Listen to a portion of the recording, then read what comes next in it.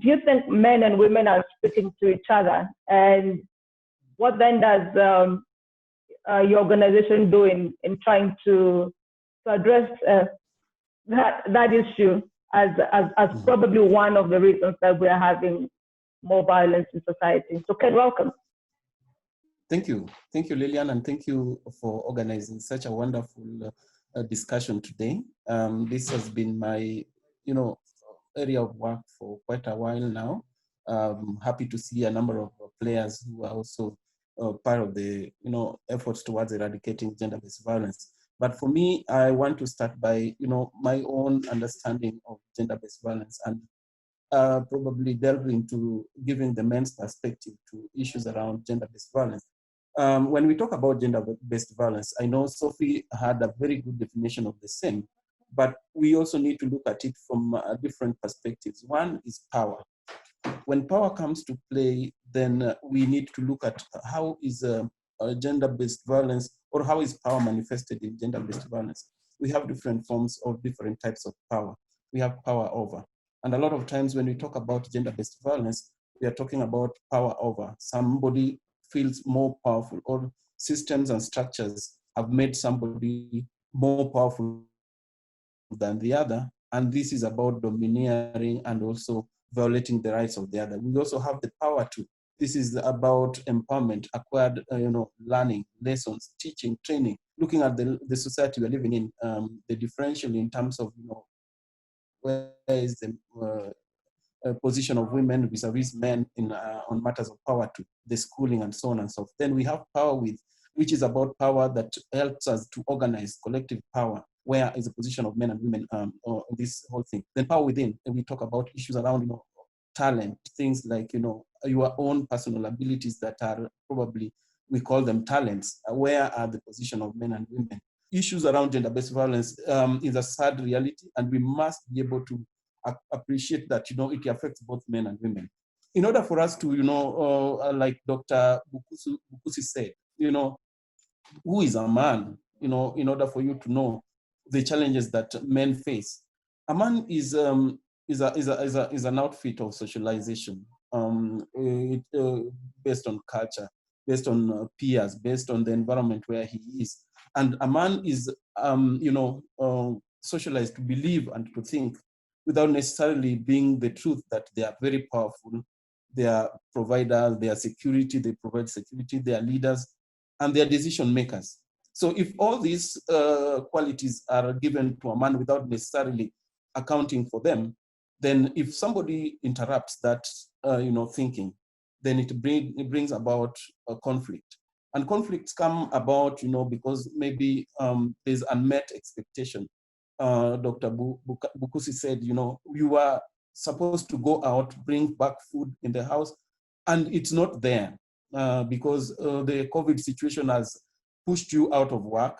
Maybe your routine ways of earning income have been interrupted and so on and so forth. So when that demand comes, you want to become a man because you are socialized to believe that, you are the provider. But here you are in a situation that is real, that you are facing at home, that you can no longer provide like you used to, or you can no longer provide at all. Because there are many cases of men who have never been able to provide for families. So why is it that it becomes a big challenge to men when we talk about being the provider and so on and so forth, and being a leader and being somebody who should not be questioned? This kind of unmet expectations leads to defense mechanisms. Men now begin to think, what kind of a man am I if I'm going to be questioned at home? And a lot of times they would get into discussions amongst themselves that, if a woman questions you, your peers will be wondering, what kind of a man are you? And that question alone, when you are asked, what kind of a man are you? It's already trying to challenge your man. And in that case, then, we've seen a lot of cases of gender-based violence. Now, one problem that exists in our society today is the process of socialization.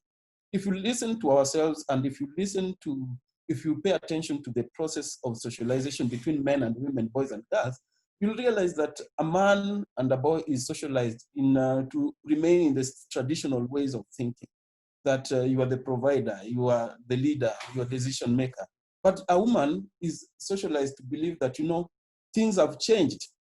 The world has changed. Now you need to go to school, learn, acquire your own wealth, and become an equal stakeholder in a relationship. This is something that is failing, because now men find themselves in a hunter and gatherer kind of mentality, when a woman is now updated in terms of the reality of human rights. And so when you ask a man, why are you violating a woman?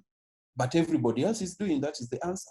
They will begin to wonder, are you living in a different world from my world? Because to them, the process of socialization told them that, you cannot be challenged by a woman. So a typical example, for instance, if we have boys and girls in the typical setting in town, for instance, who are school going, when a boy comes back home in the evening, they will definitely sit or maybe watch TV in some different circumstances, while the girl will be told, go and help your mother preparing for preparing supper.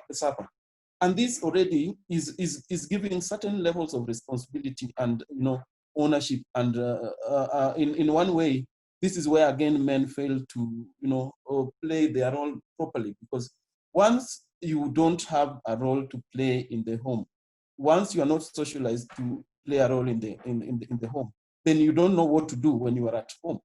And the reality of COVID means that we are at home now. What do we do with ourselves? We don't know. What do we do with the time that we have in our disposal?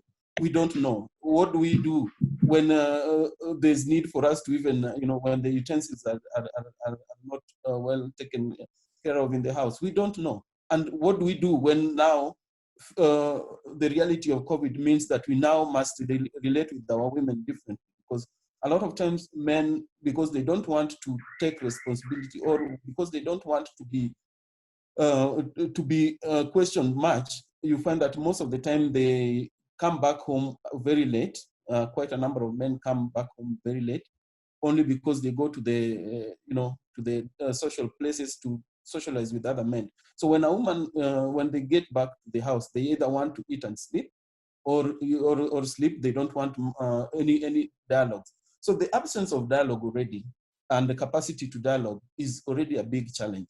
Looking at now, if you add to issues of substance abuse, you find that men are finding themselves in a murky situation. They don't know how to dialogue with their women. They don't know how to relate with the children at home. And so if there's any question, they become very aggressive. And you are talking about a man who is becoming aggressive in a relationship where a woman has the capacity to take a leadership role. And when that happens, then a woman will not stand a situation where you beat me today, tomorrow, and the next day. Definitely they will react. And most of the time you find that they will react when you have lost or you are relaxed your guard. If you look at the cases of violence that we've seen lately, reported, of men who are violated, a lot of them have this substance abuse linkage, that somebody went and they went to drink, or they were drinking in the house, and they started asking themselves each other questions. But because they could not dialogue in a ways that brings about harmony and understanding, they became aggressive on each other. And it started with a slap, and later on it grew into taking a knife and stabbing each other. And most of the time, men end up being victims of stabbing at home. Again, there's no justification for violence, like everybody else is saying. But you see, how do we as men begin to relook or think about how we begin to engage in relationships? We have no space where we are we are socialized, or we are supported to learn how to live with a woman. Most of these relationships are just pop up, and we learn from our peers who might not necessarily be having a good experience. So the whole system of learning for men is warped. And if that is the case, then it means that we will continue having a warped kind of a man. And the expectation of a modern day woman or towards a man who is in whom they are going to be in a relationship with is mainly because of love, not because I cannot afford to pay rent. I'm with you in this relationship because we are supposed to build a relationship based on love. And if you don't know how to practice love and how to share love, then it becomes a big, big challenge in a relationship. So what is it that then we or men can do? I'm saying that over the past 10 or 15 years, I've been working with men and boys. And throughout this period, I've had less than 10 men talk about, their ordeals about being violated. A lot of times when the system is very patriarchal and it's for men. So what kind of a man are you when you are reporting a case of a woman who has violated you? That means that, nobody believes or nobody is prepared to take care of a man who has been violated. And if you go to the police, for instance, whereas it's the same thing that happens to women who report violence, they will be told a number of things. But for a man, the first thing you are asked, what kind of a man are you? So when you are asked what kind of a man are you, it means that, you are failing the men folk. And if you are failing the men folk, go and sort yourself, then come back when you are a man. Come and report manly things or manly issues to the police. And gender-based violence affects men. And if men cannot report, then it's a big problem. So we lack places to report and respond. Because if you talk to the same peers, your peers, they will be asking, what kind of a man are you? You mean you don't know how to beat that woman? And that's how violence graduates from one level to the other. Then the other thing that we need to do is to change our attitudes as men. Attitude is about, you feel that you're a leader, you feel that you're a provider, even when you are sure you cannot provide anything. But the problem is that we fail to communicate this challenge or this reality with our partners. We want to lie, we want to appear to be the providers. And when we talk about change of attitude, the issues around power, the issues around violence, we need to interrogate them. We need to prepare a man to marry a soldier, a woman who is a soldier, who is trained to fight and live with her peacefully.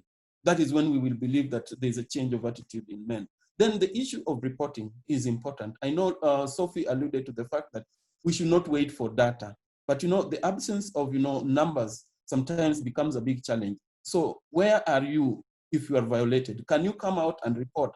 The same way there's a provision for reporting cases of gender-based violence that are meted on women. It's the same measure that can be taken by men. So you should not shy away from reporting. Then let us look at human rights as a value, for us to exist. Because a lot of times men will sit back and begin to justify their actions from the fact that, it's not my culture. It's not a religious teaching, and so on and so forth. If it's not your culture and you are married to a person who is of a different culture, how does it work? My biggest challenge has always been, I've seen many men getting into marriage relationships with, like white people. And I don't know how they adapt to that culture so easily as compared to Kenya, for instance, a man from one community marrying a woman from a different community. This is something that we need to do so that we look at human beings as human beings, not about culture. That when a woman who is empowered is talking about, we need to discuss our relationship, you say, you frustrate that idea and say, in my culture, women don't speak when men are talking, yeah? And then accountability in terms of, being able to talk about and being able to present yourself as, a person rather than, this, inanimate being that has, qualities that nobody knows, and you don't account for those qualities. When you are told that you are a leader, what does it mean to be a leader? When you are told that you are the provider, what does it mean to be a provider? Does it mean that even when you know that your wife is capable of supporting you in providing for the family, you sit back and say, no, I don't want that support because I am a man? So all these issues we need to interrogate. What does it mean to be a man? And re-socialize a man to be able to conform to the realities of the present day life, which is human rights as the principle of, existence between humanity and human beings. So men and women should be equal. Thank you.